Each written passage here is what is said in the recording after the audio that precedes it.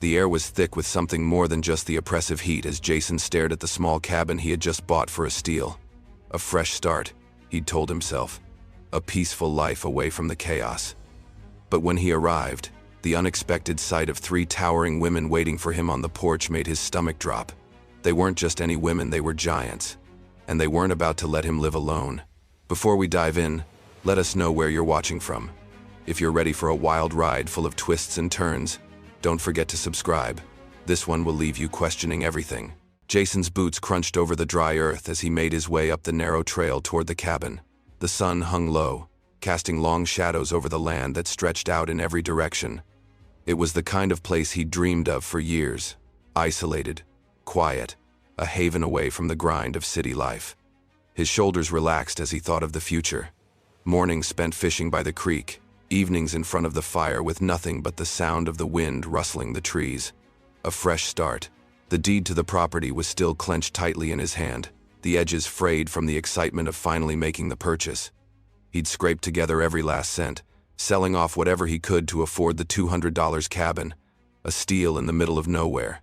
No more bills, no more distractions, just him and the land. As he rounded the bend, his breath caught in his throat. The cabin wasn't empty. 3 women stood on the porch, their towering figures casting long shadows across the weathered wood. They were impossibly tall, towering over him in a way that made his knees feel weak. Each one was built like a force of nature, muscles rippling under their clothes, their postures commanding and unyielding. They didn't just stand there. They loomed, as if the land itself had called them to guard it. The woman in the middle was the tallest, easily 6.5 feet, maybe more. Her thick arms crossed over her chest, and her piercing blue eyes locked onto his with an intensity that made him stop in his tracks. Her long, dark hair was pulled back into a braid that hung over her broad shoulder, and she smiled, but it didn't reach her eyes. "You must be the new owner," she said, her voice deep and controlled, carrying the weight of someone used to having things go their way. Jason forced a smile, his throat tight. "Yeah, that's me, Jason Walker." He held up the deed, still stiff in his hand. "I've got the papers right here." The woman's lips curled into a slight, almost imperceptible grin as she took a step forward. The other 2 women flanked her sides, one with short, fiery red hair and freckles splashed across her strong arms, the other dark-haired and solemn, her face a study in unreadable focus. "We know exactly who you are, Jason," the redhead spoke, her voice softer but no less commanding. "We've been waiting for you." Jason's heart skipped a beat. "What do you mean, waiting for me?" His voice cracked slightly, though he did his best to steady it. The tall woman tilted her head, her gaze never leaving his. "The land is ours," she said simply. "And now, so are you." Jason took an instinctive step back, confusion turning into something else, something colder, as he looked at the 3 women. There was no mistaking it now. This was no simple mix-up. This wasn't just some misunderstanding about a transaction. They knew who he was, and they knew something he didn't. "I think there's been a mistake," he said, trying to keep his voice steady. "I've got the deed right here.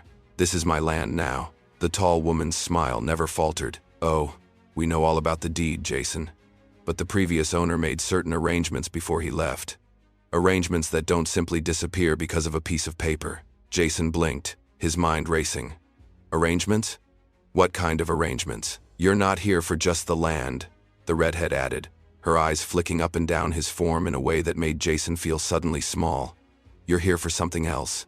Something permanent." Jason's hand instinctively moved toward his belt, where his rifle was holstered.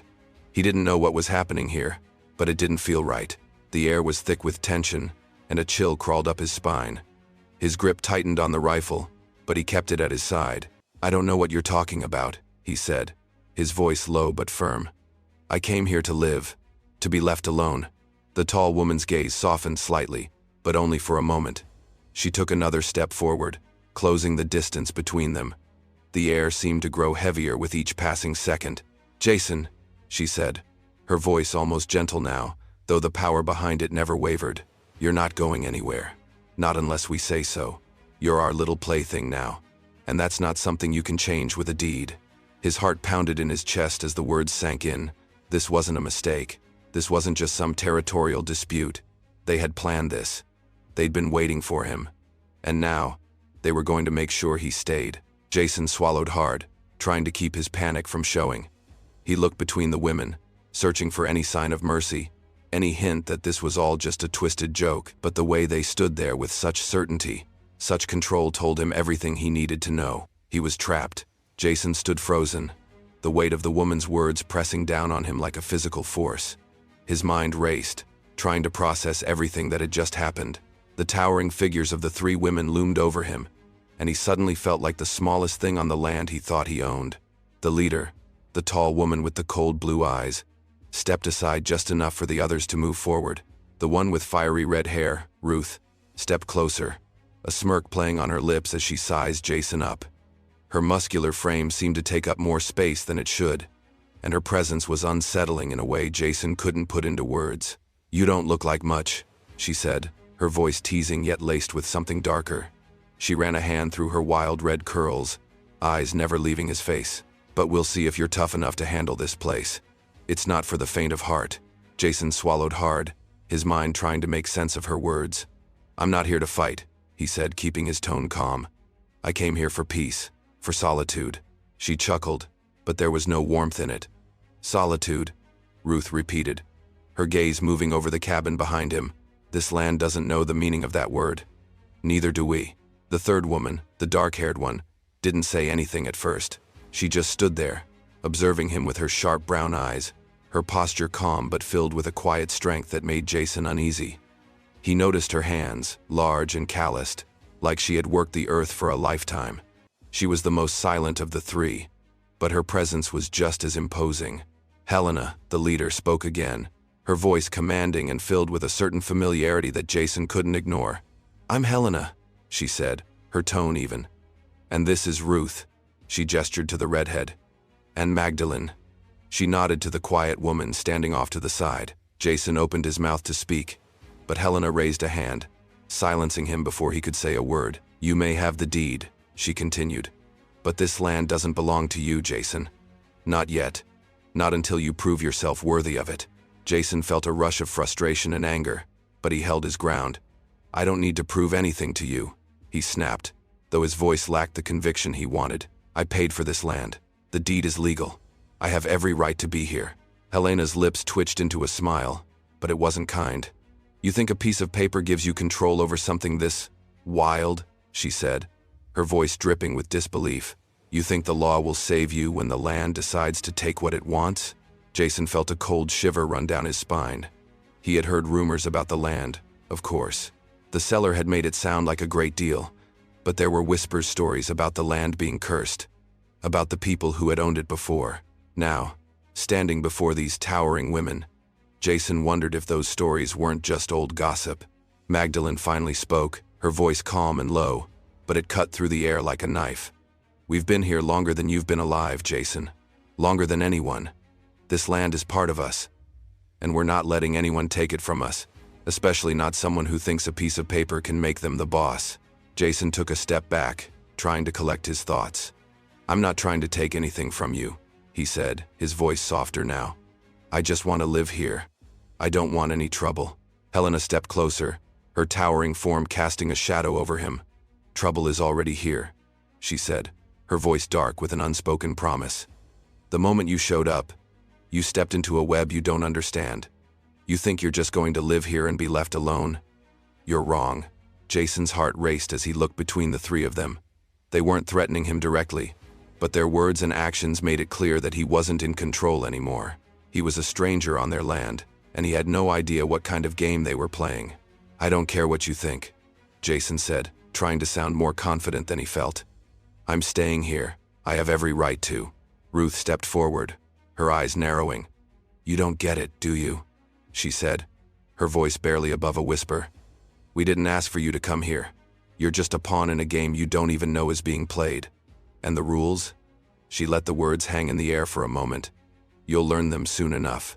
Magdalene crossed her arms, a stern look on her face. "You don't know what you've walked into, Jason, but you will, sooner than you think." Jason's mind spun with the weight of their words, each one sinking in deeper than the last. He had wanted peace, freedom, but now he wasn't sure what he had walked into. The isolation he thought he had found was turning into something far more complex. These women were not just trespassers. They were part of something that ran deeper than anything he had anticipated. Helena's voice broke through his thoughts. "You'll stay here, Jason, whether you like it or not, and you'll work with us. We don't need to explain everything to you right now, but in time, you'll see what we've built here, and you'll understand why it's impossible for you to leave." Jason opened his mouth to protest again, but before he could speak, Helena raised a hand to stop him. "This isn't a negotiation," she said softly, but with a finality that left no room for doubt. "It's a fact." As Jason stood there, caught between anger, confusion, and a creeping sense of dread, he realized that this was only the beginning. He wasn't just trapped by the land. He was trapped by the women who called it home, women who had expectations, who had power, and who weren't about to let him go. The night settled over the cabin like a blanket, thick and oppressive. Jason lay on the hard bed, staring at the ceiling, his mind racing. The faint sound of wind rustling through the trees outside barely reached his ears, drowned out by the unsettling silence within the cabin. He had wanted this solitude, a fresh start, but now, all he could think about was the weight of the women's words, their presence, their power. They weren't leaving, and they weren't going to let him leave either. Jason rolled over onto his side and stared at the dim outline of the window. The moonlight barely filtered through the thick trees outside, casting shadows that seemed to move on their own. It was too quiet, too still. Suddenly, the sound of footsteps broke the silence. Slow, measured, the unmistakable sound of boots on wood. Jason's heart raced. He sat up quickly, his breath shallow. Was it one of them?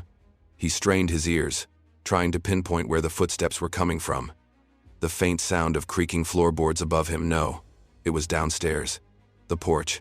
He grabbed his rifle from the floor beside the bed, his fingers tightening around the cold metal. He quietly moved to the window and peered outside, but all he could see were the dark outlines of the trees swaying gently in the night breeze. The footsteps had stopped. "Maybe it's just my mind playing tricks," he told himself, trying to calm his racing thoughts. But there was something about the silence that felt wrong. The air felt too thick, the shadows too deep. He couldn't shake the feeling that he wasn't alone. Then, he heard it again. The sound of a door creaking open, not the one upstairs, but the front door. Slowly, quietly. Jason's stomach twisted. This was no trick of the wind. Someone was moving around the cabin. Someone who wasn't supposed to be there. He slipped into his boots and quietly made his way down the stairs, his rifle held tight in his hands. He kept to the shadows, creeping along the walls like a ghost, his every step calculated and silent. As he reached the bottom of the stairs, he stopped, his breath caught in his chest. The front door was ajar. He stood there for a long moment, frozen, his mind reeling. This isn't right, it's not safe, but something urged him to move forward. There was no other choice. He had to know what was happening. He had to confront them. His grip tightened on the rifle as he slowly stepped through the doorway, his feet crunching softly on the gravel outside. The moonlight bathed the land in an eerie glow, casting long shadows across the yard. Jason's eyes scanned the area, searching for any sign of movement, and that's when he saw it. In the distance, just beyond the porch, a figure stood at the edge of the trees. His pulse quickened.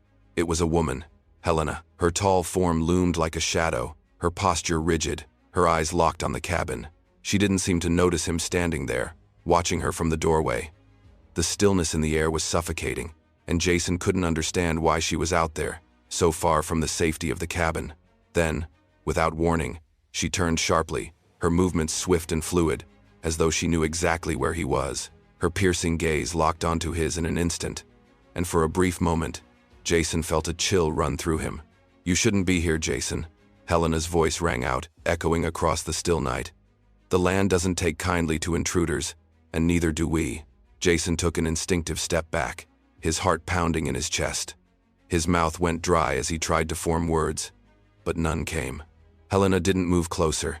Instead, she stood there, a silent sentinel in the moonlight, watching him with cold, calculating eyes. "You think you can just walk into our lives," she continued, her tone calm yet full of dark promise, "and claim what isn't yours?" Jason swallowed hard. He felt exposed, vulnerable, like he was being hunted. But there was no escape. Not now. Not with Helena standing there, as unyielding as the land itself. "I'm not trying to take anything from you," he managed to say, his voice tight. "I just want to live here, to be left alone." Helena took a step forward, closing the distance between them. Jason instinctively raised the rifle, though his hands shook. He didn't want to point it at her, but he had no choice. Helena's lips curled into a smile, but it wasn't kind. "You don't have the luxury of wanting anything, Jason. You're not here on your own terms anymore, and you will never be alone." Jason's grip tightened on the rifle, but he didn't raise it higher. He was trapped, completely and utterly trapped. And the worst part was, he didn't know what they wanted from him, but he could feel it in his bones that they would make him regret not leaving when he had the chance. Helena's smile grew colder as she stepped back, disappearing into the darkness like a ghost. "Sleep tight, Jason. Tomorrow will be interesting." Jason stood there, motionless, his heart racing in his chest. The night seemed to stretch on forever, the silence around him now deafening. He didn't know what the women wanted, but one thing was clear: this wasn't just about land or property. It was about power, and they had it. The next morning, Jason barely slept. The air was thick with unease, and the sounds of the night, the mysterious footsteps. Helena's chilling words still echoed in his mind. He had never felt more alone, and yet, the thought of leaving this cabin, of walking away from the land, seemed impossible now. Something held him here, something he couldn't escape. By the time the sun began to rise, casting the cabin in a soft, golden light, Jason was already awake, his body stiff from a night spent on high alert. The quiet hum of the morning was interrupted by the unmistakable sound of someone outside. He stood up quickly, moving to the window, and saw Helena and the other two women, Ruth and Magdalene, standing by the porch, talking in hushed tones. They didn't seem to notice him watching them. Jason's stomach churned. The previous day had been overwhelming, but now the reality of his situation was starting to sink in. These women were not just strangers. They had a claim on the land. But it wasn't just the land they wanted. They wanted something from him, and he had a feeling that by the end of this, he would be unable to refuse whatever they asked. As if sensing his gaze, Helena looked up and caught his eyes. She smiled, a sharp, knowing smile that sent a shiver down his spine. Without a word, she turned and walked toward the door, her two companions following her like shadows. Jason felt his pulse quicken. This wasn't just a casual visit. They had something planned. The door creaked open, and Helena stepped inside, followed by Ruth and Magdalene. The atmosphere in the room grew instantly heavier, as if the air itself had thickened. Jason stood up from his chair, trying to gather his bearings. "We need to talk," Helena said, her voice calm, but there was an undercurrent of something dangerous in her words. "It's time you understood why you're really here." Jason's heart thudded in his chest, but he didn't say anything. He wasn't sure what he could say anymore. The women had made it clear that his arrival here wasn't an accident. They had been expecting him, but expecting him for what? "You think you've bought this place," Helena continued, her eyes never leaving his. "You think the deed makes you the owner. But there's more to it than that. Much more." Jason opened his mouth to protest, but she raised a hand to silence him. "The land," she said softly, "has its own rules, its own debts, and the previous owner, Marcus Vance, made an arrangement with us. A deal that you are now a part of, whether you like it or not." Jason's blood ran cold at the mention of Marcus Vance. The name felt like a key turning in a lock, opening a door to a truth he wasn't ready to face. "What arrangement?" he asked, his voice trembling despite his efforts to sound composed. Helena's smile widened, but it wasn't comforting. "Marcus didn't just sell you the property, he sold you a promise, and we intend to collect on it." Ruth stepped forward, her boots thudding heavily against the floor as she crossed her arms. "Marcus promised us something," she said, her voice quieter, but full of barely contained fury. "He promised that the next owner would honor his commitments. And now that's you." Jason's mind spun, the words washing over him like a wave. Commitments? What commitments? He was starting to feel like he was in the middle of a twisted, dangerous game, and he was only just learning the rules. "I don't owe you anything," Jason said, his words coming out sharper than he intended. "I paid for this land. This deal, whatever it is, it's between you and Marcus." Magdalene's voice interrupted him, low and steady, but there was an edge to it that made Jason's skin crawl. "You think it's that simple? That the papers you hold are worth more than the blood and sweat that went into this place?" She gestured around the cabin. "Marcus took from us, and now we're here to collect what's ours. We've worked this land for years, and we've made it what it is. And now you're here to take it away?" Jason felt a knot tighten in his stomach. These women weren't just angry. They were entitled to something. and now they were looking at him like he was the one who owed them something. But what? Helena stepped closer, her gaze unyielding. It's not just the land, Jason. It's about the promises Marcus made to us. He made arrangements. Arrangements that don't disappear with the stroke of a pen. And those arrangements, she paused, letting the words sink in, involve you. Jason's head was spinning. What was she saying? What kind of arrangement could involve him? And why had Marcus left this mess for him to clean up? I don't understand, Jason said, his voice barely above a whisper. What do you want from me? The silence that followed was thick, suffocating. Then, as if on cue, Helena's lips curled into a smile, but there was no humor in it. What we want, she said, her voice dark and steady, is simple. We want what Marcus promised us.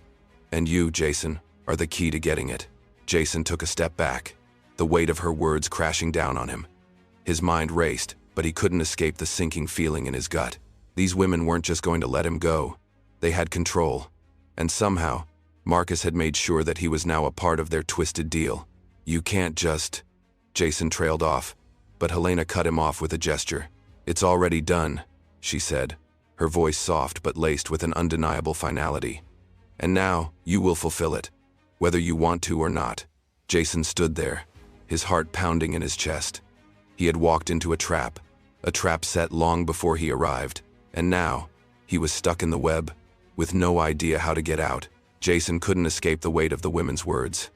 Every step he took in the cabin felt heavier than the last, as if the walls themselves were closing in around him. His grip on the rifle tightened, though he knew it was futile. There was no escaping this place. No way out from the trap that had been set for him, not by his own doing, but by the one who had come before him. Helena, Ruth, and Magdalene had made it clear. He was here for something he didn't understand, something tied to an arrangement he hadn't agreed to. And now, they expected him to fulfill it. Sit down, Jason. Helena's voice broke through his thoughts, soft yet commanding. It was an order, not a request. He hesitated for a moment, but then the reality of the situation settled in. They had already taken control. His refusal would only make things worse. Jason sat at the small table in the center of the room, his eyes never leaving the women. They circled him, like predators closing in on their prey. It wasn't just physical intimidation anymore. It was emotional, psychological. They had him right where they wanted him. Helena reached into the pocket of her jacket and pulled out a crumpled piece of paper. The edges were worn, as though it had been handled many times before. Jason's heart skipped a beat. This was no ordinary document. He could feel it. Something about this paper, about the way Helena was holding it, made it more than just a legal contract. This, Helena said, her voice low and dangerous, is the contract Marcus signed with us. Jason's pulse quickened. What does that mean for me? He asked, his voice trembling despite himself. Ruth leaned in, her eyes narrowed. It means, she said slowly, that you're bound to us now. By law, by promise. You're not just here to live on this land. You're here to fulfill what Marcus agreed to. You're here to take his place. The words hit Jason like a slap. His mind raced as he tried to comprehend what they were saying. Take Marcus's place? But Marcus had made it clear that Jason was buying the land for a new beginning. A fresh start. Nothing about a promise to these women. Helena unfolded the paper slowly, her eyes scanning the words before meeting Jason's gaze. She placed the document in front of him, her hand steady, and pushed it closer to him. This was Marcus's mistake. He promised us something you're going to have to honor. Jason stared at the paper, his thoughts swirling in confusion. The writing was old, faded, but still legible. He reached forward, reluctantly, and his fingers brushed the surface of the paper. The ink looked official, government stamps, signatures, everything in place. He began to read aloud, his voice shaky. I, Marcus Vance, hereby agree to a mutual arrangement with the women known as Helena, Ruth, and Magdalene, concerning the transfer of property located at. His voice faltered as he read further, seeing the strange wording, for the purpose of a partnership in both labor and personal connection. This agreement shall transfer all future obligations to the next property owner, binding them to honor these commitments. Jason paused, his mind reeling. What the hell does that mean? He muttered, more to himself than anyone else. His hand trembled as he let the paper fall back onto the table. Helena didn't respond immediately. She simply watched him, her eyes never leaving his face as he processed the words. Then, with a slow, deliberate motion, she leaned forward, her voice soft but full of authority. "It means," she began, "that when Marcus sold you this land, he wasn't just selling you property, he was binding you to us.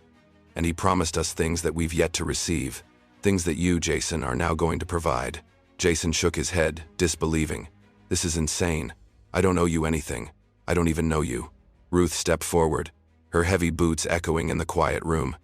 "You don't know us, but that's about to change. Marcus promised us more than just land. He promised us a connection with the next owner, and that, Jason, includes you." Her voice was edged with something that made Jason's skin crawl, something dark and hungry. Jason stood up abruptly, the chair scraping harshly against the wooden floor. "I'm not part of this. You can't force me to." Magdalene's calm voice cut through his panic. "We don't need to force you, Jason. You're already here. You're already ours." Her words were quiet but firm, and as they settled in the room, Jason felt the air tighten around him. They weren't just playing some twisted game. They were serious, and they had the power to back it up. Helena's gaze softened for a moment, but it was just a brief flicker before her tone hardened again. "You'll find that things aren't always as they seem. Marcus thought he could get away with breaking his promises, but you're not going to make the same mistake. Not if you want to survive here." Jason's heart hammered in his chest. He wanted to run, to escape, but he knew deep down that he couldn't. The land was already pulling him in, and these women weren't about to let him go. His mind screamed for a way out, but every option felt like it was closing in around him. Helena leaned in closer, her voice dropping to a near whisper. "We're not asking for much, Jason. We're asking for you to fulfill the promise Marcus made to us. And if you do, there will be a place for you here, a place you'll never want to leave." Jason took a shaky breath, his mind a blur of conflicting emotions. Fear, confusion, desperation. But beneath it all, there was something else, something deeper, something that tugged at him, even as he tried to push it away. "You'll see," Helena said softly. "You'll see soon enough. The land, the people who belong to it, they all have a way of making you stay." Jason turned away from her, his back to the women as he tried to process the enormity of the situation. He had come here for peace, for freedom, but what he had walked into was something darker, and the more he fought it, the more he felt like he was losing himself in the process. Jason's mind raced in the days that followed, but no matter how fast he tried to think, the truth of what Helena, Ruth, and Magdalene had told him seemed to catch up with him. The contract, the promises, and his role in their twisted arrangement, it all felt like too much to handle. Every step he took in the cabin felt heavier. The weight of his own actions, of the land that was supposed to be his, felt suffocating. Helena was the one who made sure he knew who was in control. Every time they spoke, her words carried the unspoken knowledge that he was nothing more than a pawn in their game. And the worst part was that he couldn't tell if they were lying or if the truth had simply gotten too tangled for him to make sense of it. It was late afternoon when Helena approached him again. Her footsteps echoed in the quiet of the cabin as she moved closer. Jason, who had been sitting at the small table, looking out the window toward the horizon, stiffened. She didn't give him a chance to speak. Her voice cut through the silence like a whip. "You're going to work today," she said, as if the statement were an absolute. Jason looked up, his eyes narrowing. "Work? On what? I don't know the first thing about this land." Her lips curved into a small, knowing smile. "It doesn't matter what you know. You'll learn. That's the first lesson, Jason. We all learn. It's what happens out here. The land doesn't wait for you to figure things out." She turned toward the door, already expecting him to follow. Jason swallowed hard, every fiber of his being screamed at him to resist, to refuse. But there was nowhere to go. And the way she looked at him like an animal waiting to be trained made him realize that resistance wouldn't stop them. It would only make things worse. He got to his feet slowly, his stomach twisting with dread. Helena led him outside, the air sharp with the scent of pine and earth, and they made their way toward the barn. Ruth and Magdalene were already there, standing side by side, waiting for him. They didn't speak, but there was a palpable tension in the air. Jason couldn't help but feel like an insect, trapped in their web. They were watching him like he was a puzzle to be solved, a test to be passed. But what were they testing him for? What did they expect from him? "You'll start with the horses," Helena said, her voice calm, but there was an edge to it. "We need them worked, trained, ready for the coming season. You're the one who will make sure that happens." Jason turned toward the stables, trying to steady his breathing. His nerves were on edge, and he fought to keep his hands from shaking. "I don't know anything about training horses," he said, his voice barely above a whisper. Ruth stepped forward, her smile a mix of amusement and challenge. "You will. You'll learn. That's the point. You're here to be useful." Magdalene remained silent, her arms crossed, watching Jason with an unreadable expression. It was Ruth who spoke again, her voice low and almost playful. "You see, Jason, out here, it's not just about what you can do. It's about what you'll become, and we're going to make sure you become exactly what we need." Jason wanted to argue, to protest that he wasn't a tool to be shaped and molded. But he knew better than to open his mouth. The land, the women, they all had an undeniable power over him. And in that moment, he realized something. No matter what he did, they had already won. He was part of their world now, whether he liked it or not. Helena handed him a harness, her eyes intense and calculating. "Get to work, Jason. You'll start with the stallion. Don't make this harder than it needs to be." His stomach dropped as he approached the stables. The horse inside was a massive creature, its dark eyes gleaming in the dim light. It snorted, pawing at the ground, restless. Jason had never worked with animals like this before. He had always been a man of the city, small, contained spaces where things made sense. But here, everything felt wild, untamed. He reached out cautiously, his hand trembling as he grabbed the reins. The stallion immediately jerked back, its powerful body fighting against his grip. Jason fought to maintain control, his heart hammering in his chest as he struggled to calm the animal. He'd never been good at this kind of thing, and the stallion seemed to sense it. He heard the women's voices behind him, their laughter low but not kind. "You're going to have to try harder than that, Jason," Ruth's voice called out. "You think the land's going to give in because you ask it to? You have to take control. Make them listen to you." Jason gritted his teeth, his hands growing slick with sweat. The horse fought harder, and Jason's frustration began to build. He knew this was his test. This was the first time they were going to make him prove himself, and it was happening right now. If he failed, if he couldn't control the stallion, couldn't show them he was capable, there would be no room for him here. He pulled harder on the reins, his voice growing louder. "Calm down," he shouted at the horse, but his words came out shaky, unsure. The stallion reared back, kicking out violently. Jason took a step back, his heart racing. But he couldn't let it win. He couldn't let it or the women see his weakness. With a deep breath, Jason approached again, his movements slower this time, more deliberate. He spoke to the horse in a low, steady voice, hoping the animal could sense the change. His grip on the reins tightened once more. But now, it wasn't out of fear. It was out of necessity. Minutes passed in silence as he slowly, carefully worked the stallion into submission. And finally, after what felt like hours, the horse stood still, breathing heavily but obedient. Jason exhaled a long, shaky breath, his muscles sore and trembling from the effort. Ruth's voice broke the silence, her tone filled with something like approval. "Not bad, Jason. Not bad at all. But this is only the beginning. The land expects more from you, and so do we." Jason stepped back, his body aching, but the exhaustion in his bones felt different now. He wasn't just fighting for survival, he was fighting to prove something to himself, to the women, to the land that had already claimed him. As he looked over at the women, standing there watching him, he knew one thing for sure. This was only the start. And no matter what happened, he was going to have to give more. Much more. The days blurred together in a haze of labor, tension, and unease. Jason worked harder than he had ever worked in his life, and yet, it felt like it was never enough. The women watched him constantly, their eyes tracking his every move, evaluating him with each task he completed. But there was no praise, no acknowledgement that he was doing well, just silent observation, and the weight of expectations that grew heavier with every passing hour. The cabin had become more like a cage than a home. The land outside, though vast and open, seemed to close in on him at every turn. Helena, Ruth, and Magdalene had made sure he understood one thing: he wasn't in control here. They were, and no matter how hard he worked, he could never escape that truth. It was late one evening when Helena finally approached him again. Her footsteps were quieter than usual, and when she spoke, her voice had a softer edge to it. "We've been watching you, Jason," she said, standing just inside the doorway of the cabin. She wasn't looking at him directly, but rather out at the landscape, as if contemplating something far beyond their immediate surroundings. Jason wiped the sweat from his brow, his muscles sore from the day's labor. "I'm not sure what you want from me anymore," he muttered, his voice tired. "I've been working nonstop.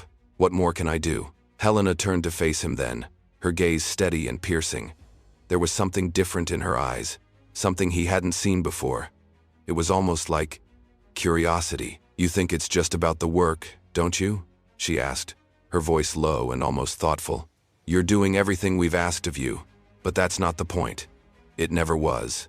Jason frowned, trying to make sense of her words. "Then what is the point? What do you want from me?" Helena's lips curved into a faint smile, but it wasn't reassuring. "It's not what we want, Jason. It's what the land wants." Jason felt a chill crawl up his spine. "The land?" he echoed, confused. "What are you talking about?" She stepped closer, her voice dropping even lower. "The land is alive. It's more than just dirt and trees. It has a will, a purpose, and it chooses who it belongs to." Jason shook his head. "This is insane. What are you saying? Are you trying to tell me that I'm chosen to be here?" Helena's eyes never left his. "Not just chosen, bound. When Marcus made that deal with us, he didn't just sell you the land. He made sure you would come here. He made sure you would belong to it, just as we do." Jason's throat went dry. He wanted to laugh, to dismiss her as crazy. But there was something about the way she said it that made him hesitate. The land didn't feel like something he could just walk away from. It felt alive.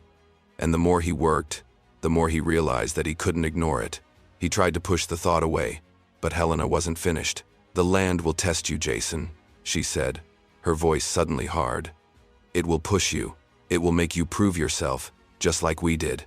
And when it's done with you, when you've given everything, you'll be just like us. Part of the land, part of the family." Jason stood still, his mind spinning. The idea that this land could control him, that it could bend him to its will, it was too much to take in. But Helena's presence, her power, felt undeniable. The longer he stayed, the more he realized he was becoming part of something much larger than himself. "You're already changing," she continued, her voice gentle now. "I can see it in the way you move, the way you speak. You're learning what it means to be part of this place." Jason swallowed hard. "You're wrong," he said, though even as the words left his mouth, he felt a flicker of doubt. He was changing. The work, the isolation, it was breaking him down in ways he couldn't explain. Helena's smile grew softer, almost sympathetic. "You don't have to fight it, Jason. You just have to accept it. Accept what you are becoming. You're becoming part of something that has been here long before you, and long after you." Before he could respond, Ruth's voice rang out from the doorway. "Helena's right, you know. You're changing. You can't fight it. Just look at the way you handled that stallion." Her tone was almost approving, but there was a hint of something else, amusement maybe. "You handled it well, but that's just the beginning. You're not just learning to live on this land. You're becoming one with it." Magdalene, who had been standing silently off to the side, finally spoke up. Her voice was quiet but firm. "We weren't just looking for a man to work the land. We were looking for someone who could belong here, someone who could live by the land's rules, someone who could stand with us." Jason's pulse quickened, and for the first time, he felt the full weight of what they were saying. This wasn't just about survival. It wasn't just about working the land. It was about becoming something else, becoming part of their world, a world he had never intended to be part of. Helena stepped closer, her eyes locked on his. "You've already passed the first test, Jason, but the land has more for you, more that you'll need to give. And if you prove yourself, if you prove you're worthy, you'll find your place here." Jason felt a knot twist in his stomach. He wasn't sure if he could keep up with whatever twisted game they were playing, but as he looked at Helena's calculating gaze, Ruth's sharp smile, and Magdalene's unreadable expression, he knew one thing for sure. There was no going back. "You'll stay," Helena said, her voice soft but firm, as though there was no room for argument. "And in time, you'll see that this land, it will change you, just like it changed us." Jason stood there, frozen, as the weight of her words sank in. He had come here to escape the world, but instead, he had stepped into something far more dangerous, something he couldn't control, and now, there was no way out. The next few days passed in a blur. The weight of Helena's words hung over Jason, heavy and suffocating. There were moments when he thought about running, about leaving the land behind and never looking back. But even as those thoughts formed in his mind, he couldn't shake the feeling that escape wasn't an option anymore. He was bound to this place, to these women, in ways that felt too deep to break free from. The land was alive, Helena had said, and as Jason worked the fields, tending to the animals, repairing fences, and laboring under the unforgiving sun, he began to feel it, the subtle pull of the earth beneath his feet, the rhythm of life that seemed to beat in time with his own heart. Every task, every movement, felt like it was taking him deeper into the land's embrace. But the real truth, the one that Jason had been avoiding, was starting to become clear. It wasn't just the land that had claimed him. It was them. Helena, Ruth, Magdalene. They were more than just caretakers of this place. They were its gatekeepers. And Jason. Jason was the newest piece in their twisted puzzle. One evening, as Jason was returning to the cabin after another long day of work, he saw them standing together on the porch. The women had always been a silent presence in his life here, watching, guiding, shaping him into whatever it was they wanted him to become. But tonight, they seemed different. Their faces were hard, their eyes intent on something or someone that Jason couldn't quite place. As he stepped closer, Helena spoke first, her voice low and heavy with meaning. "Jason, come here," she called. Her tone was not commanding, but it was firm, a command wrapped in something else, an unspoken expectation. Jason's stomach tightened, and he hesitated for a moment before stepping onto the porch. He could feel their eyes on him, studying him, judging him. He stood before them, uncertain, his hands shoved into the pockets of his worn jeans. Ruth crossed her arms, watching him with a look that was almost calculating. "You've been working hard," she said, her voice carrying a strange edge. "But there's more you need to understand, more we need to show you." Magdalene stood a little apart from the others, her arms folded across her chest. "Helena's right," she said, her voice calm but filled with authority. "You think this is just about the land, but it's not. You're here because of us. You're here because we chose you." Jason's pulse quickened, a chill running through him at her words. "I don't understand," he said, his voice barely above a whisper. "What do you mean? I thought I was just here to work." Helena stepped closer, her presence overwhelming as always. Her eyes were intense, filled with something Jason couldn't quite define. "You were chosen, Jason," she said, her voice dropping to a near whisper. "Just like we were, just like Marcus was. The land chose us, and it chose you too. Whether you realize it or not, you're a part of this. You're part of us." Jason's mind spun as her words sank in. He had always felt like something was off, something beneath the surface of this place, of these women. But he had never imagined it could be something like this. The land had chosen him? He didn't know what that even meant. But before he could respond, Ruth added, "The land doesn't just bind you with the work. It binds you to us, to the promises Marcus made. And that's what you don't understand yet." Jason's heart was pounding in his chest now, his mind struggling to grasp the full extent of what they were saying. "Promises? What promises?" he asked, his voice shaking. "What do you mean?" Magdalene's voice, though calm, was filled with a quiet force that sent a shiver down his spine. "Marcus didn't just sell you the land. He sold you a future with us, the promise of something more. And now, you're here to fulfill that promise." Jason opened his mouth to argue, to deny what they were saying, but the words caught in his throat. The truth was undeniable. He was here because of them. They had orchestrated it all, from the moment he bought the cabin to the moment he stepped onto the land. He wasn't just a random man who stumbled into their world. He had been chosen, just as they had been. The realization hit him like a blow to the chest. "You didn't just buy land, Jason," Helena continued, her voice soft but powerful. "You bought into our world. You bought into the promises Marcus made. And you can't leave. Not anymore. The land won't let you." Jason could feel the ground beneath him, solid and unyielding, but it felt more like a trap than a foundation. His heart hammered in his chest as he struggled to find words. He wanted to leave, to escape, but there was no escape from this, no simple way out. "You're not like Marcus," Ruth said, her voice almost wistful. "You're different. You have the strength we need. The strength to stay, to become part of this place, to become part of us." Jason's mind reeled, the truth of their words sinking deeper into his consciousness. He was more than just a man on their land. He was tied to them, to the promises made long before he ever set foot here. He was part of something bigger than himself, whether he liked it or not. Magdalene stepped forward, her gaze unflinching. "You're going to give us everything, Jason. The land, the work, and your heart. And when you do, you'll find yourself here. Home." Jason opened his mouth to protest, but he couldn't. The words wouldn't come. He was trapped, not just by the land, but by them, by this twisted, unbreakable bond that had been forged in silence and hidden truths. For the first time since he had arrived, Jason felt the full weight of what they had said. He wasn't just here to live. He wasn't just here to work. He was here to become one of them, become part of the land. And when that realization hit, the walls he had built around himself came crashing down. There was no escaping this, no running away. This was his life now, and it would change him in ways he couldn't yet comprehend. The days seemed to bleed together now, each one blending into the next. The sun rose and fell. The same tasks repeated endlessly: the stables, the fields, the fences. Every time Jason thought he might break free, the land seemed to pull him back in. The work, the air, the women, all drawing him deeper into their grip.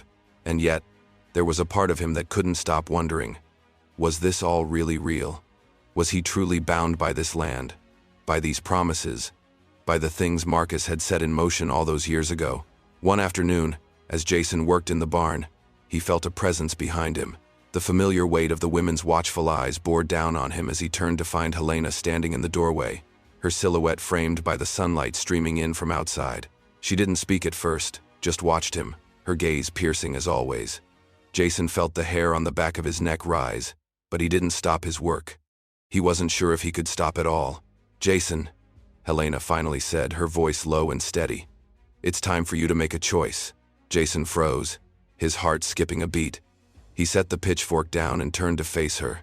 "What do you mean?" he asked, his voice suddenly thick with uncertainty.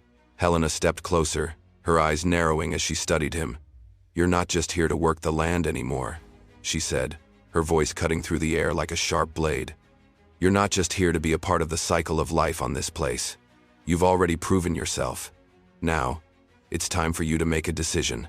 Jason's stomach clenched. "A decision? What kind of decision?" Her lips twitched upward, a smile that didn't reach her eyes. "A decision about us. About what you're willing to give. About what you're willing to become." Jason's mind raced as her words sank in. What was she saying? What was she asking of him? "Your role here isn't just about labor," she continued, her voice softening. "It's about partnership, about a bond that goes beyond work. You've worked with the land, Jason. Now it's time for you to work with us. The land, the women, this place. We are all part of a system, and that system is about connection." Jason took a step back, his heart pounding. "Connection?" he echoed, his voice strained. "What kind of connection?" Helena's gaze grew intense. "The kind that binds us together. The kind that Marcus was supposed to honor. The kind that involves giving yourself to us, to the land, to everything this place represents." Jason swallowed hard, the words hanging heavy in the air. He wanted to argue, to push back against what she was saying, but there was something in her eyes, something that made it feel like resistance was pointless, like it wouldn't change anything. "What if I don't want to?" he asked, his voice barely a whisper. Helena stepped closer, closing the distance between them until they were mere inches apart. Her breath was warm against his skin as she whispered, "Then you won't survive here, Jason. Not in the way you think. This place, this land, this family, it doesn't just take from you. It gives too. But you have to give back, completely." Jason's pulse quickened.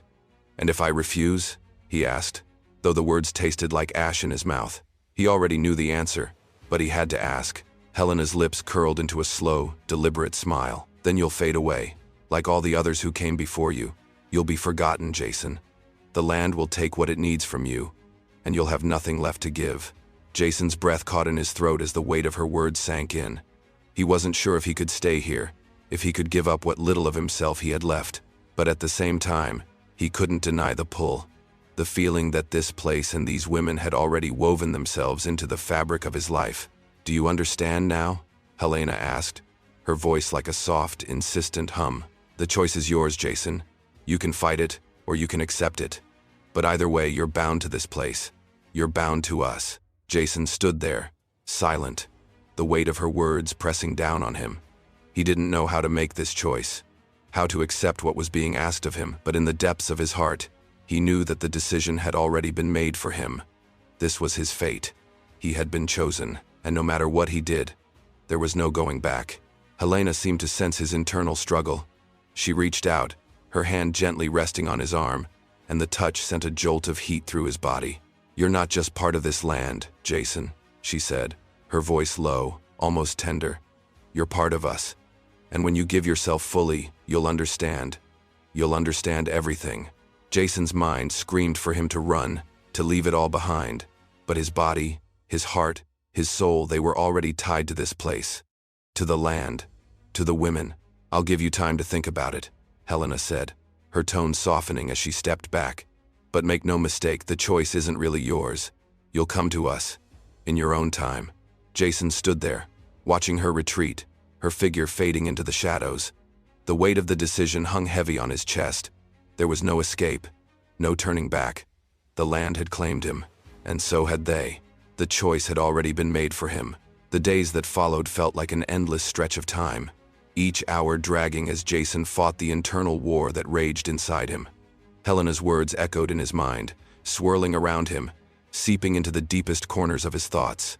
"The choice is yours, Jason, but was it?" The more he worked, the more he gave to the land, the more he realized that there was no real choice. The land had already claimed him. It had already taken hold of him in ways he couldn't explain. The way his body seemed to respond to it.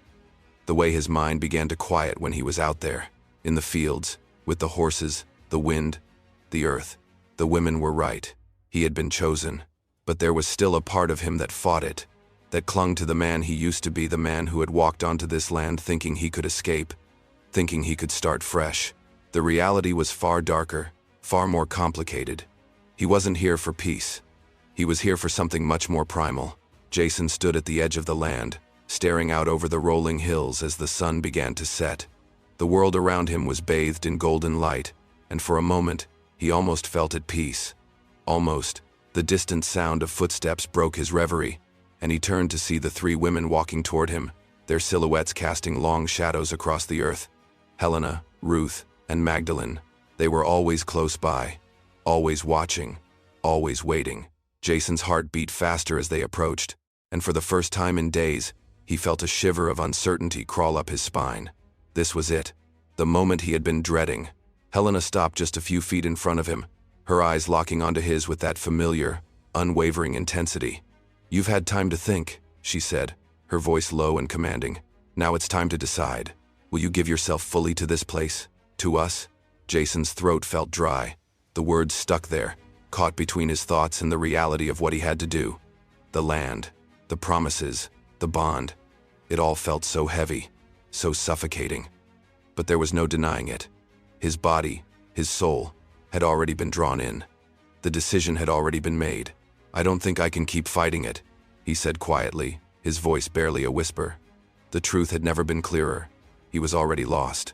Helena's lips curled into a satisfied smile, her eyes gleaming with a knowing glint. "You never needed to fight it, Jason. It's always been a part of you, a part of us." Ruth stepped forward, her gaze softer than usual. "The land is a part of us too. It's what connects us. You can feel it now, can't you?" she asked, her voice almost tender. Jason nodded, his eyes fixed on the ground. He could feel it, that pull, that undeniable connection to the earth beneath his feet. The land was no longer something he could just walk away from. It was part of him now, just as the women were. Magdalene was the last to speak, her voice calm and unflinching. "We've been waiting for you to understand, to accept it. And now that you do, you'll be one of us. No more doubts, no more hesitation." Jason looked up at them, his chest heavy with a mixture of fear, desire, and resignation. They weren't just asking him to stay. They were asking him to become, to join them, to take his place among them. He had resisted for so long, but now, there was nothing left to hold on to. The man who had arrived here, looking for escape, was gone. All that remained was the man who was here tied to this land, to these women, to whatever it was they represented. He had made his choice. "I'll stay," he said, his voice steady but filled with a deep, undeniable finality. "I'll stay with you. I'll stay with the land." Helena's smile deepened, her eyes glowing with a dark satisfaction. You've made the right choice, Jason. The land chose you, and now, you've chosen it. You've chosen us." The weight of her words hung heavy in the air, and for the first time since he had set foot on this land, Jason felt a strange sense of peace settle over him. He didn't know what the future held, but he knew this was where he belonged. This was his home now. Ruth reached out, her hand resting on his shoulder. It was a simple touch, but it felt like a seal on the decision he had just made. "Welcome home," she said softly. Magdalene stepped forward, her presence almost overwhelming. "You're one of us now, Jason. The land will protect you. We will protect you." And as the last rays of the sun dipped below the horizon, Jason realized something. He had been running from himself, from the darkness of the land, from the women. But in the end, there was no escape. He was one with them now, just as they had always known he would be. Jason closed his eyes, feeling the connection surge through him. The land, the women, he was part of it all now. And in that moment, for better or worse, he understood what they had meant. He had become